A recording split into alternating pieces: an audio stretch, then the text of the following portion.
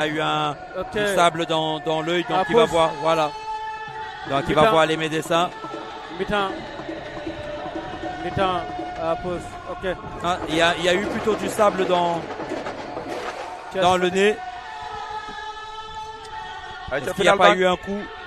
On va attendre de voir, on dirait qu'il est blessé, le lutteur de Thiès. On attend en commentaire justement, chers auditeurs d'Eric Favre TV, on attend vos commentaires de savoir pour qui vous êtes ce soir entre Thiès et Fatick.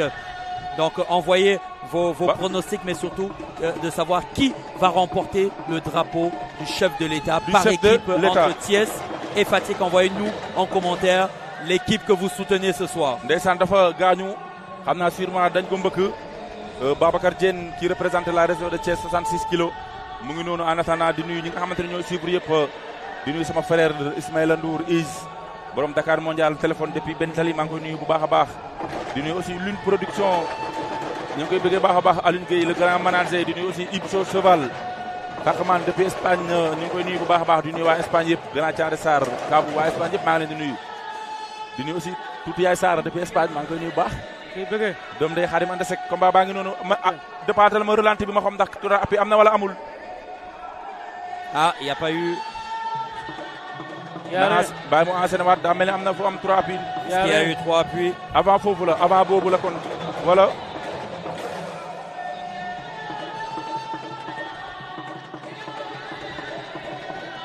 Merci Alioune Badara, Thiès.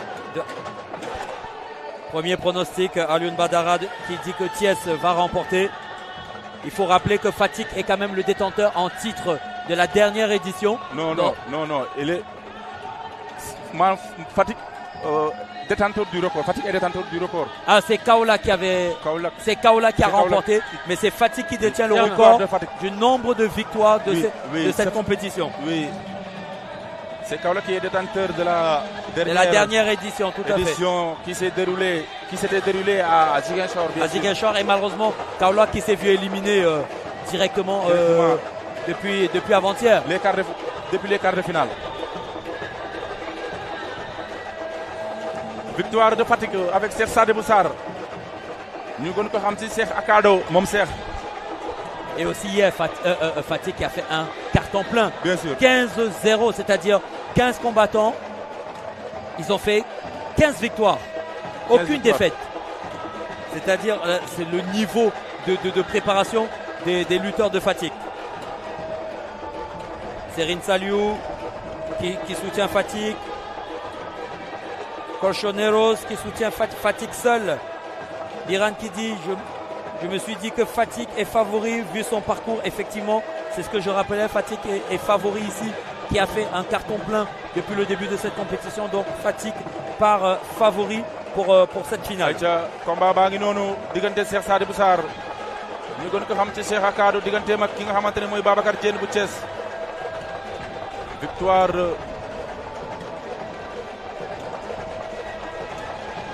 de Fatick.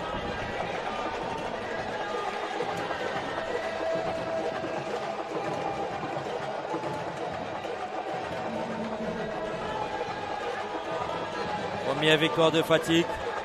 On se prépare pour les 76 kilos. Deuxième combat, 76 kilos. Est-ce que ça va être rééquilibré ou alors Fatick va prendre aussi cette deuxième victoire?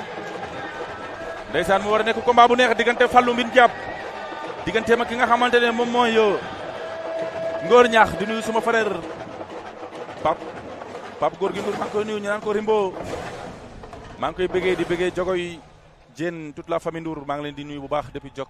Ngor Ñaax ngi noonu maa ngi leen di bëggee bu baax a baax di leen ziar di nuyu waa Jok yëpp di nuyu waa Sine fu waay nekk du ñu suivre ñoo ngi leen nuyu bu baax a baax di la ziar Amat Ndaw Ibou Diouf Babacar Diarra génn gars yi Awa ay dara ñu ne si ligne bi yëpp di commentaire Alassane Touré ñu ngi leen di nuyu bu baax di leen ziar Ngor Ñaax ak Fallou Mbine Diap.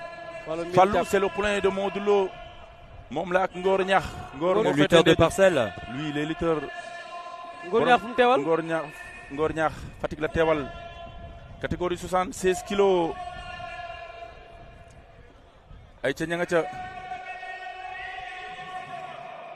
Ça y est, le combat qui est lancé. ayca combat bi reprendre na di nuyu suma xarit Lamine Ndiaye Guèye depuis Port maa ngi koy nuyu baax di ko bëggee di ko ziar ayca ñaari mbër yaa nga ca diggante Fallou Mbine Diab Fallou digganteem ak Ngor loolu du mën a yomb wala Fatick Thiès jël na jël ko plaqué mu bañ Ngor plaqué na ko Fallou bañ Thiès Fatick Thiès ceinture rouge Fatick ceinture bleue Ngor Niakh qui est un lutteur très expérimenté moom Ngor qui a eu à participer vraiment à de nombreuses fois à ce tournoi du drapeau du chef de l'État.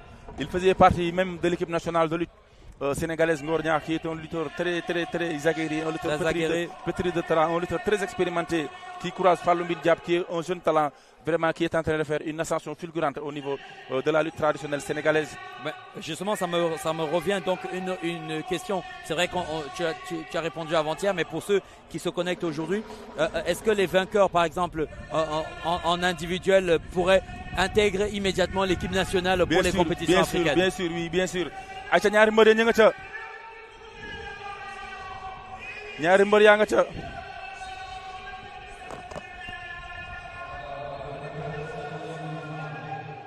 Ngor Aïcha Niakh ñaari mbër ya ña nga ca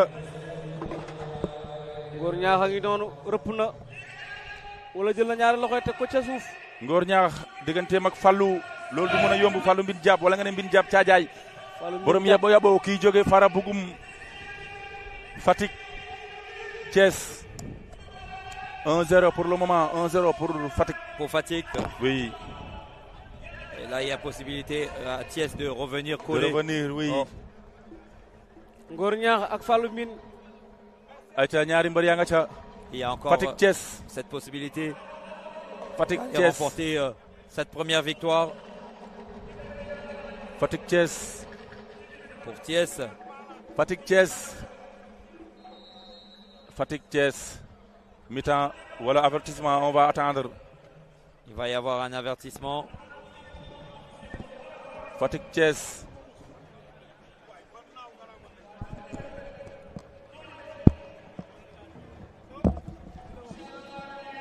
Avertissement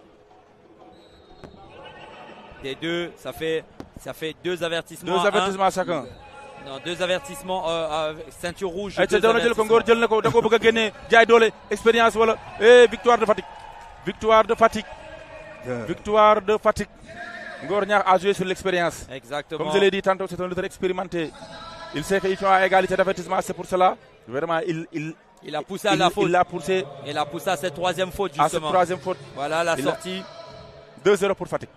C'est vraiment un combat d'expérience. Il ne s'est pas fatigué. Il a fait reculer avec des saisies pour le forcer à sortir et gagner sans trop de difficultés, en fait. Voilà. Bien sûr. Il faut savoir que juste après ça, il y a des combats en individuel. Donc, il faut économiser de l'énergie aussi. Bien sûr. Aïcha non la demee 2-0 pour le moment, 2-0 pour Fatick en attendant. dafa mel ni père foofu la yegsee rek ñu dalal ko mu nuyu gaaw avant ñoo entamé li nga xamante mooy deuxième combat bi père maa ngi lay nuyu bu baax a baax. jërëjëf Bokar xanaa amati mbégte mu rëy rek ci dalal gi nga ma dalal suma kër. di la nuyu bu baax di la jox sa wàccuwaay di nuyu suma Camerounais les Camerounais maa ngi koy joué nuyu bu baax di ko jox wàccuwaayam. borom Eric Favre ndeysaan di ko félicité aussi ci liggéey bu rafet bi sànq nit maa ngi koy déglu reportage am mais dafa neex bi ngeen koy diyoo.